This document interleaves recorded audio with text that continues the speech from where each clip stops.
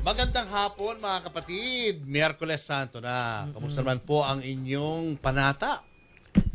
Ako naman pa po ay excited dahil ngayong Miyerkules Santo ngayon, bukas ay Thursday, ang ating Bisita Iglesia na Yes. taon-taon ay ginagawa natin. Oo, pero ngayong Holy Wednesday pa po, pag-usapan muna natin itong bahagi na rin ng ating pagiging buhay katoliko. Ang mga relics na may kaugnayan kay Jesus Christ. Yan, ipapaliwanag po sa atin yan isa-isa. Kasama natin muli si Sister Claudine Laurice Esguera. Welcome back, sa Sister Missionary Claudine. Sisters of the Holy Face of Jesus at ang ating kaibigan Leandro Jose Tesorero o si Yeah. LJ. Yeah.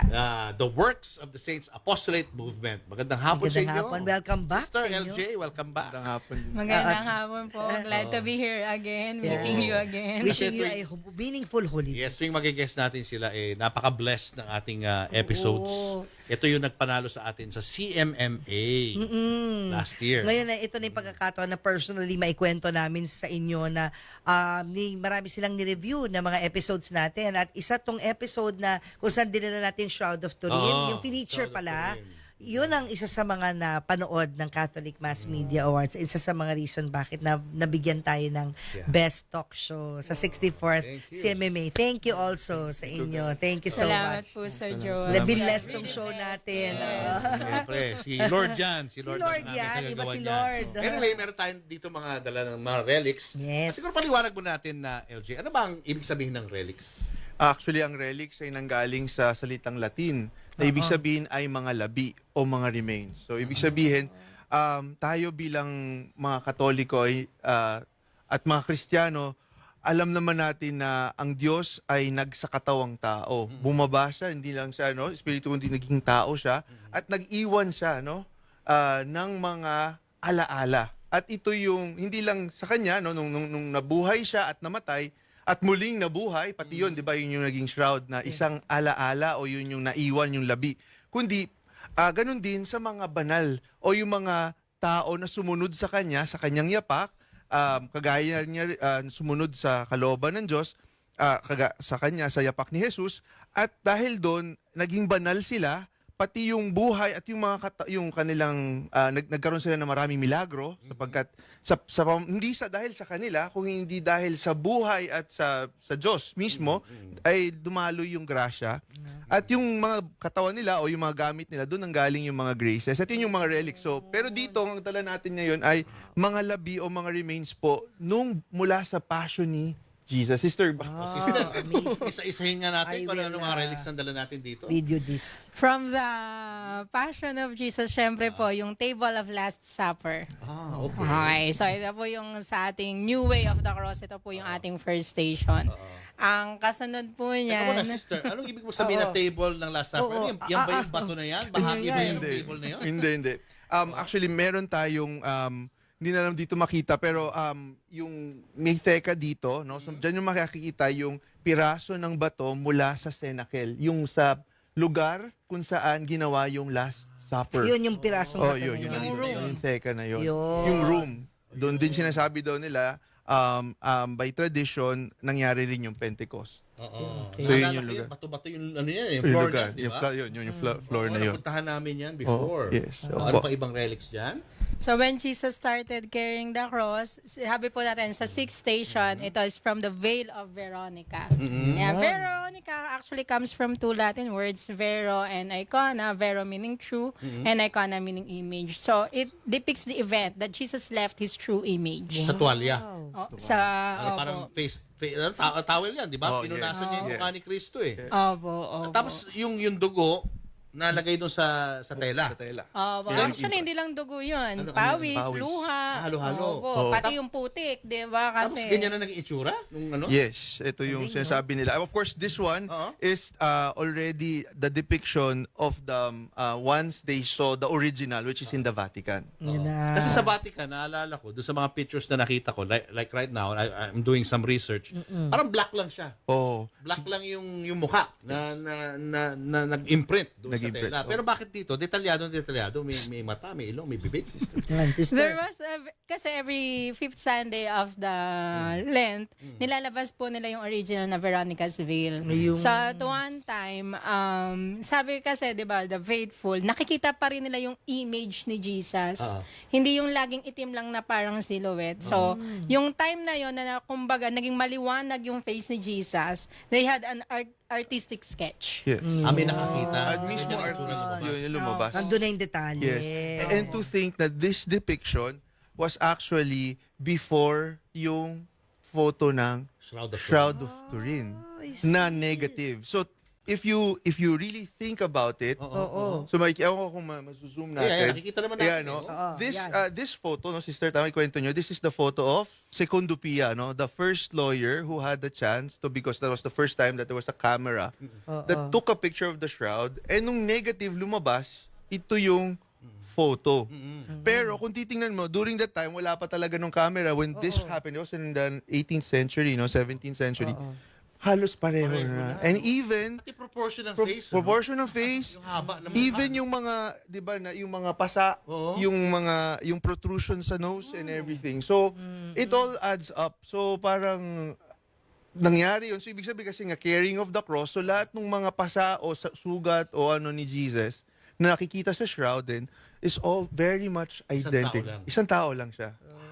And that's what sister, doon makita natin na eventually there was a time na yung mukha, 'di ba, no early Christians nakikita natin yung good shepherd, yung walang mukha, yung beardless face, yung mga ganun si Jesus. Pero nung lumabas yung holy face, doon na naging Sa iconography, nag-start na parang yun na yung naging pattern ng lahat ng images ni Jesus. Pati mga Sacred Heart. Yun. No? dito nakita. Tapos may isang image pa ni Jesus yes. doon. Medyo naiba to, no? Paliwanag na. mo nga yan, LJ, bakit parang may mata yan? Actually, ito na yung last. Face off. Pero gusto ko lang i-connect kasi. Bakit? Veil of Manopelo. Sige, explain mo ano yan. Yan, kita yung mukha niya dyan. Ano ba yan? The original one is under the care of the Capuchin friars in Manopelo, Italy. It's called Veil of Manopelo.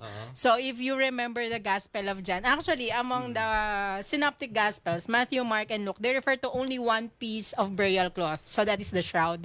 But in the Gospel of John, he refers to the othonia, or plural po yun for bandages or strips of cloth. So kung mabasahin po natin ang Gospel of John, may nakalagay doon na nakatupi yung face cloth sa isang gilid. So, the Capuchin friars were saying, ito yung nakatuping face cloth ni Jesus. It recorded the resurrected face of Jesus. Ayun, So, yan ang- bukas ang mata niya, face, bloated oo. yung mukha. Yes. So, yung Shroud of Turin, yan ang nakapatong muna, and then the Shroud of Turin. Yes. Parang gano'n. Parang ganun po. Actually, may nagsasabi pa nga daw na by tradition, siguro may iba na parang tradition, it's almost like a handkerchief. Oo, nipis eh. Manipis. Sino sa tingin niya, parang final touch ako isipin niyo. So sino kaya ang makakaisip, sinong naglagay kaya nun? Baka siguro si Blessed Virgin in a sense, 'di ba? Kasi it's a handkerchief. Yeah. Na-wrap na nila yung, imagine mo yung anak mo, yung body ng anak mo. And siguro yun na lang yung last niyang iwan. And to think that it's the witness of the face of the resurrected Christ. And sayang nga hindi natin mabubuksan natin, sister. Actually, Pero hindi original yan. hindi no? original. Pero replica makikita lang niyo yan. siya na actually yung original is see-through. So, See-through. makikita. Nasa Manopelo mismo yan. sa Manopelo yung original. Italy. Oo, sa natin. Ayan, so, Okay. ayan. Nakaano na siya. Pero, ano siya talaga, pag tiningnan nyo siya, kita pati yung kamay nyo. Kasi ganun siya kanipis. Kanipis. I It's see. made out of bisus. Oo. yung Hindi siya basta gauze lang. Hindi na siya noon. gauze. So, amazing, no? Parang painting na yung ano, Oo. yung nalipat yung mukha niya. Yung mukha niya. Pero yun nga, sabi namin, parang, di ba marami nagiging skeptic, para namang gawa naman Gawa lang yan din, na artist. pinintin yan, parang Pwedeng ganon. ganon. Pero, ang nagulat sila, again, this was discovered, sister, tama ba, 16th century or 15th century. And then, the shroud studies was in the 19th and 20th century. Nung pinagsama nila, again, They perfectly coincide. Yun ang tinatawag natin. Nagmamatch. Nagmamatch. Opo. Tapos meron tayo sa Catholic faith na tinatawag na archaeopeutas, or not made by human hands. And there are 3 images of that. Number 1 is the Veil of Veronica. Number 1 is the face of Jesus from the Shroud of Turin. And the third one is the face of Jesus from the Veil of Manopelo. So yun, not made by So human. yung tatlong yan, no? Pinaka-significant na images ng mukha ni Jesus Christ. yun. How do you feel about yung mga bagong AI ngayon na ginagawang 3D na yung mukha niya based on the Shroud of Turin? Yeah. Siyempre, sabi nga natin, hindi naman nila yun magagawa if not inspired by the Holy Spirit, and the talent, it comes also from God. So, kumbaga, while we encourage such things, pero we are also, yung kahit naman sa Vatican, yung position nila sa shroud, di ba? We take care na ito ay magdala sa faith at hindi maglayo sa atin sa Diyos. Yan, ang ganda, no? Oh, explain pa natin yung ibang mga relics dito. Oo, yung cross na maraming mga yes. nasa paligid. Oh, sorry. Oo. Oh, ito naman, galing ito sa mga Franciscans sa Holy Land. Alam naman natin na ito yung isa sa nilalabas namin usually talaga when it comes to the Passion of Christ is lahat ng stones from the 14th station. Wow. So, ayan po. Stones, ha? Yung each place, no, alam nyo naman po, na, I mean, lahat naman sila, puro bato-bato talaga doon. Pero ang galing, paano na nakuha at sinong kumuha niyan sa bawat stasyon? Oo nga. Anong story behind it? Okay, alam na, so until now, it was through Saint Francis, no, that the mission of the Holy Land became more fixed, and until now, the ones that are in charge of all of the shrines of the Lord in the Holy Land are under their care. And ang nangyari, yung mga Franciscans of the Holy Land, gumawa sila ng mga ganitong special crosses, and kumuha sila ng maliit na mga piraso doon sa places na yun. Kasi until now, di ba yung tinatawag nilang Via Dolorosa? Yeah. Yun. And by tradition, and of course by research, they know, and we believe, of course, kahit sabihin mo na baka naman sa ilalim yun, so ano, pero by faith, yun By naman faith, important is by yes. faith, you believe that that's the place where all of this happened. The Franciscans, they got stones for that, para tayo ng mga hindi naman makakapunta, mas lalo na ngayon nasarado yung pagpunta sa sa Holy Land, no? Oo, medyo So, mahirap. mahirap. Oh, ano pa iba diyan aside from yung mga 14 Siguro stations? sa Rosary, tingnan natin yung scourging at the pillar, second sorrowful mystery. Ano naman yan? So, yeah. Grabe, no? Oo, ang gaganda ng relics. Ginawa namin po kasi, we try to replicate as much as possible yung mga reliquaries na makikita sa Rome. Ewan ko kung nakapunta na kayo dito sa Rome, malapit to sa Santa Maria Maggiore. Ano naman nang Ito- makikita doon? Malamang, nakapunta na kami. Oo. Yung Kung saan column naman of yung medyo- flagellation. Hindi ko matandaan. Yung The column pillar of where Jesus flagellation, was scourged. hindi. Yes. Hindi. Parang, mamo, parang Yung flagellation, one of the, sa pilgrimages natin. Okay. Oo. Hindi ko na Anyway, maalala. explain pa natin. So, ito yung piraso nung actual na column of flagellation. So, mas familiar kasi tayo sa second sorrowful mystery, scourging at the pillar. Pillar, correct. Oh, so ito yung part of the original pillar. This is a representation Bato. of the pillar. Bato ang pillar. Marble pillar. Oo. Yung original po kasi niya, alam naman natin, marami dito talaga galing sa Holy Land. Pero dahil nga because of the Muslim invasion, and of course, yung mas marami na yung, na-center na sa Rome, yung mga relics, yung Christianity, marami dinala nila sa Rome for safekeeping. At yung original po nito, nandun siya sa fortress, kung saan piniit si Jesus, at dun siya Pinanghagupit. Doon siya Tinagupit. naghirap doon sa lugar na yon. Ang kapartner po niya na yung sa Crown of Thorns. Okay. Diba? Crown of Thorns na tayo. So yung third Flagellation, sorrowful. May crown Then, of yan. thorns. Third Opo. sorrowful mystery. Opo. The crowning of thorns. Yan. So, isa yan sa mga thorn? Yes. Opo. They believe po, according to studies, that there's about 100 to 120 pieces of thorns piercing the head of Jesus at once. Kasi hindi siya yung usual na nakikita natin na single trinket. It's more of a helmet cap. Crown of thorns. At yung size po ng thorns is between 2 to 6 inches long. So, right. di ba lagi ko sinasabi pag nag-shroud exhibit, nag-exhibit kami ng relics, parang nasa lubsob ka lang ang sakit na ano ka ng karayom, ng aspilin, ng pardible, ang sakit-sakit na. Pero just imagine si Jesus, 100 to 120 pieces, 2 to 6 inches, tapos meron siya later yung sa nail, tapos yung sa side niya na piners ng lens. Parang So much agony. sobrang sakit, pero kahit gaano kalalaki yung mga instruments of the passion, mas malaki pa rin talaga yung pagmamahal ng Diyos para sa atin. Anong klaseng halaman ang ginamit yan? Oh, for the Okay, thorn. yung, ang tawag sa kanya, di ba po yung, ngayon, tawag na sa kanya, Sisyphus spina Christi. Dahil nga, doon nila, at nung chinek rin nila yon both sa shroud and sa Holy Land, yung may pollen pala silang nahanap sa mismong shroud, that when they traced it, it is a pollen from a very thorny bush that can only be found within the confines of Jerusalem. Nag-exist pa rin. Nag-exist pa rin siya hanggang ngayon. And at malalaki talaga. Ewan ko nga po kung malalapit nyo, dito makikita nyo kung gaano siya kalaki. So, this one came from a monastery. Dinusumi natin. Zoomin natin yan. Yeah. Yan yung yung thorn mismo? Yeah, isa sa mga thorns. isa sa mga Isa sa 120. Pero hindi buo yan. Hindi na buo, nawala Part na na yung lang. part na lang, nawala na yung mismong tusok Portion o tinik. lang yan, portion ng, thorn. Maalala nyo po siguro na makikita nyo yung dalawang portion na malaki nito doon po sa Basilica of Santa Croce. Yeah, yeah. yes, Jerusalem. correct. Yes, Naalala Jerusalem. ko, nandun yun. Oo sa nga. Santa Cruz. Ando, marami ka makikitang relics Mas doon. matinding thorn na yun. Yun. Ano pa ibang relic, LJ? May siguro itong sa cross. Sa cross. Ito. Yan. Yan. Okay. So, this is a relic of the true cross with the precious blood of Jesus. So, isa to sa mga talagang pinangangalagaan na relic. Yan. Anong part ng cross yan, sister? Yan. Hindi na natin Ang hirap i-trace. With the blood of Jesus. Nasaan yung yung part na yun with the blood of Jesus? Saan? Yun po kasi yung authentication na nakalagay sa paper. Opo. So, So, kumbaga class A relic to. Yes. Oo. hindi, Kasi may- siguro kaya po sinabi lang na may blood. Kung titingnan po kasi natin yung cross, hindi siya magkakapareho ng kulay. Merong darker portions siya. So, baka yun yung sinasabi po nila na meron pong blood ni na Jesus. drop of blood, kaya may dark portion. Ano yung black na yun? Yung parang mahaba? Ano naman yan? Yes, ito. Yan, ano This is, yan? actually, both, alam nyo naman, diba, that we bring out yung shroud of Turin, and of course, besides that, our relic. So, ito yung isa sa depiction na, at reliquary na rin siya, ng kung gaano kalaki yung spear of Longinus.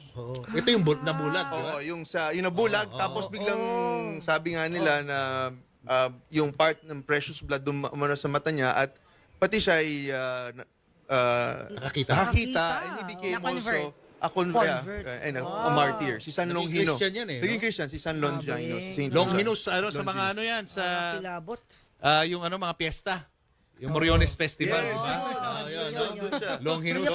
Kaya ganun yung mga mata nila, no? Ayun, laki yung mata nila. They Longinus. saw, they believe. He believed. Grabe. Sabi niya, this is the Son of God. Oh, na hindi pwedeng baliin ang buto ni Kristo, kaya kinakailangan ganyan ang gawin, no? Yes. But aside from being a facsimile, nasa loob po talaga yung relic. So, medyo hindi na natin siya makikita. pwede na. Pero Relic this ng is the spear. authentication.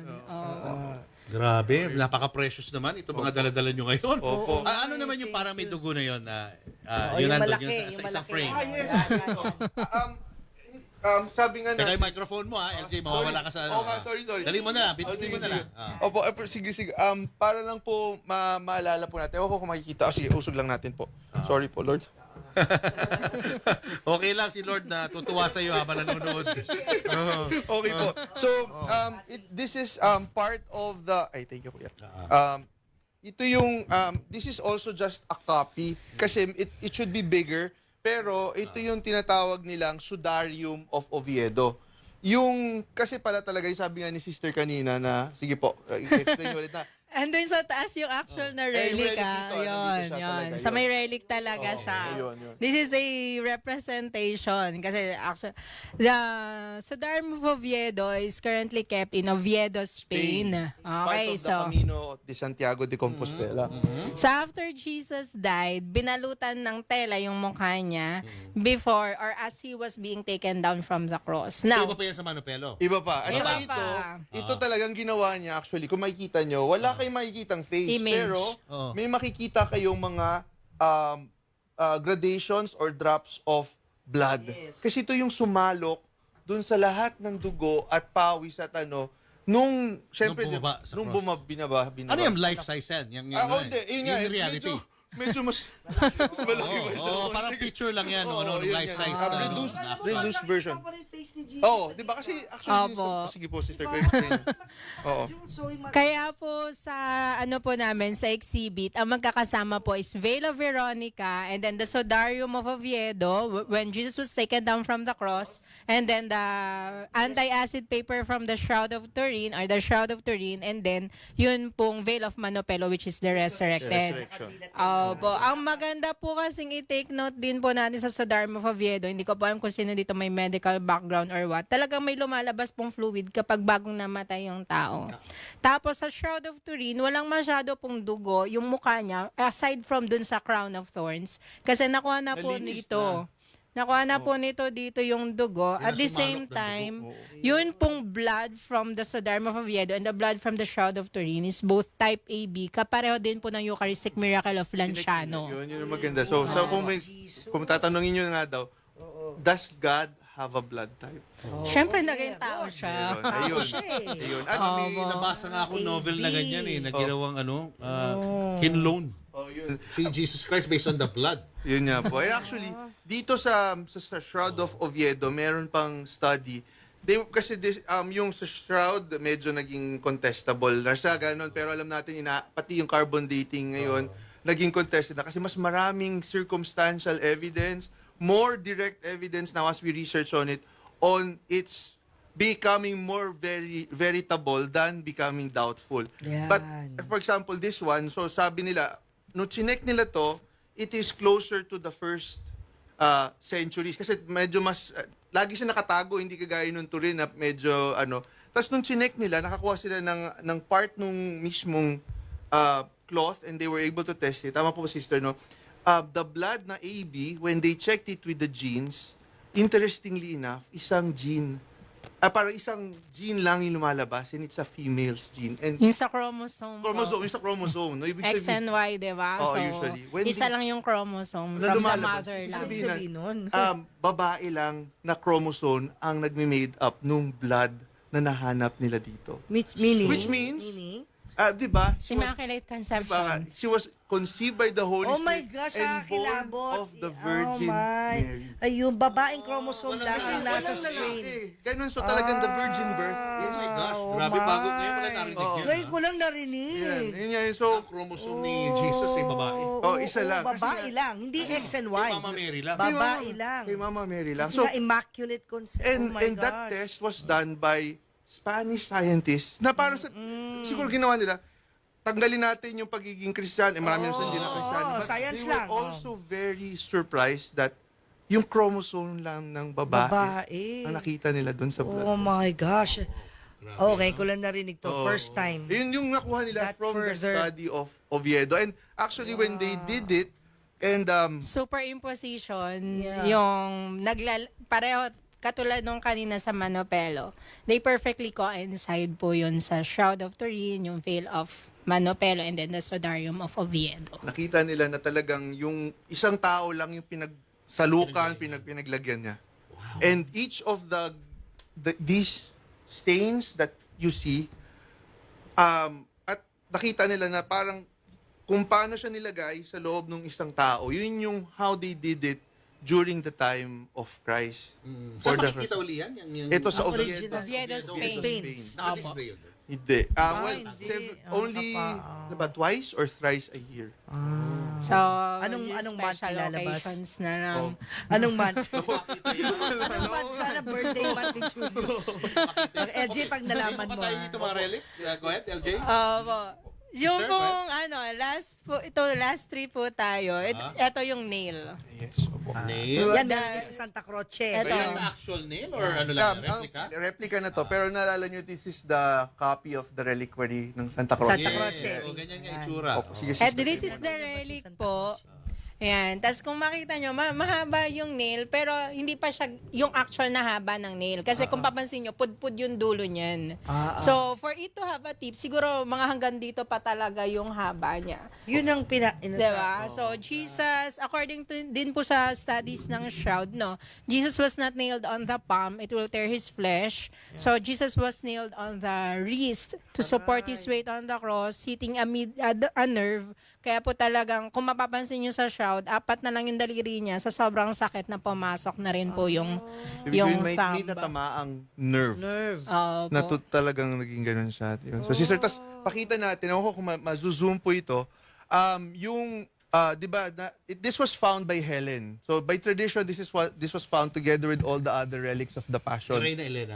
Si Reyna Elena. Nung nahukay niya doon sa Jerusalem yung, at makikita nyo dito, hindi siya yung rounded na normal na pako. Kasi di ba, usually pag sa building, dapat yung round, yung ano.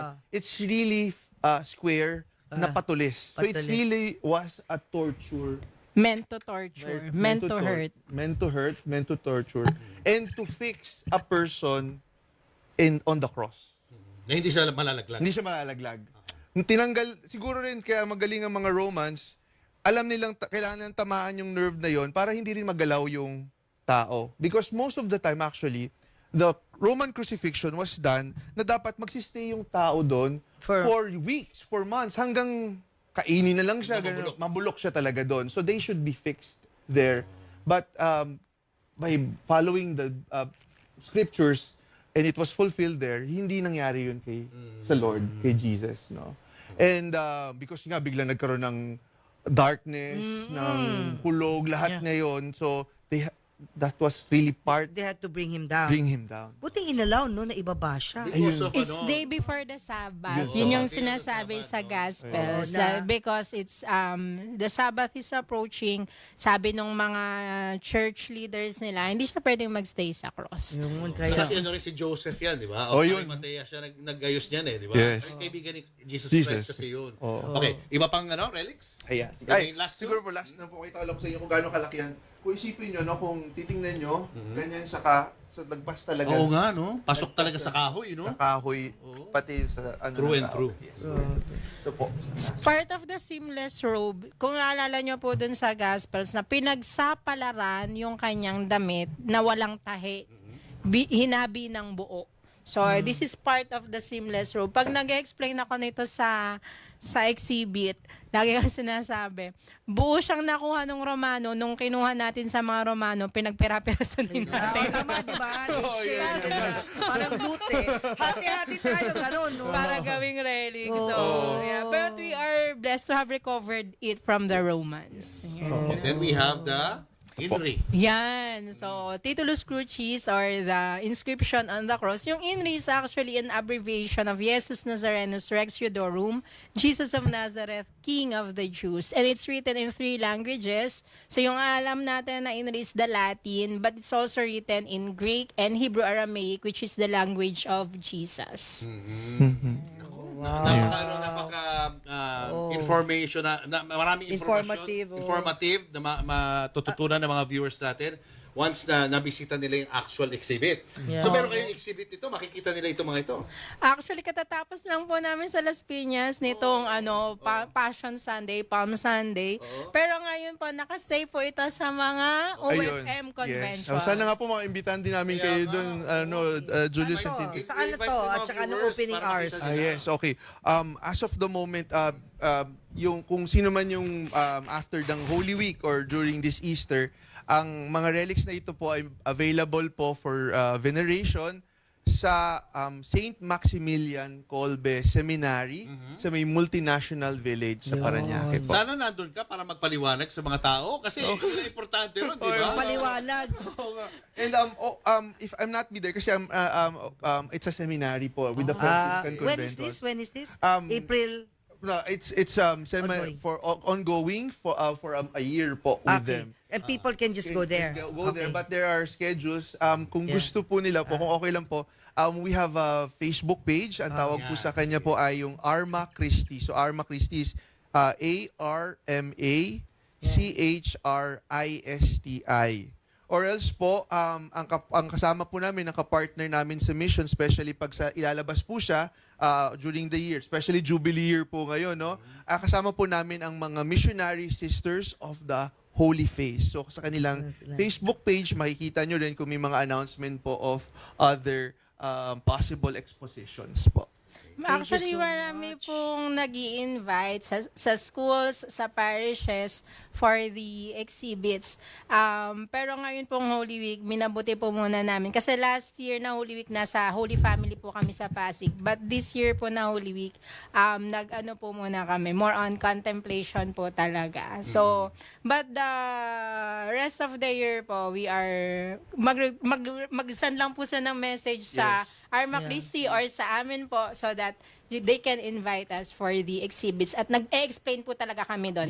Paano Lagi kayo pong kukontakin? at least 3 madre para po magstay during exhibits. Ano kayo kukontakin, Ano kayo sister? kontakin? Facebook po namin, Missionary Sisters of the Holy Face of Jesus. And personally po sa account ko, Claudine Loris Esguera, or sa cellphone number, mobile number, 0956 152 1884. Yeah, thank Thank you. you for the blessing of Sister your Claudine, maraming thank you, salamat. presence. And LJ, MLJ, the thank sisters. you for your Thank passion you, sa Thank you din. pangungulekta nito mga relics nito. Ang laki na itutulong natin sa mga Kristiyano. Yes, amen. Mas mapapalapit natin sila sa Panginoon kapag nakita nila itong mga actual kumbaga replica ng mga relics o relics ng ating Panginoong Hesus Kristo. Thank you so much. Thank and you. have a blessed Holy Week. Thank you rin po. God bless Have a you blessed both. Holy Week po. You brought God so bless many us of the po. faithful, the Catholics, even closer to Jesus today. Thank you. Kami rin actually nagpapasalamat Thank kasi you. kayo rin also, Julius and Tin, for taking this, giving us this opportunity to also to share it to as many people as possible. Dahil yung inyong show ay talagang maraming nanonood at maraming napupuntahan. Thank you. Thank you so Sana much, next year LJ. makita-kita ulit tayo dito. Para sa panibagong episode 2 ng years ating in a row. I know. Tuwing during Holy Holy Week. Week. Thank you. God bless Brother you. LJ and Sister Claudine, thank you. Yes. Ito naman, susunod, pasyalan natin ng isang lugar sa Italy kung saan nakahimlay ang katawan tinuguri ang first millennial saint na si Blessed Carlos Acutis na napanood namin ni Papo. Sa pagbabalik yan ng Julius. Tintin para sa Pamilyang Pilipino.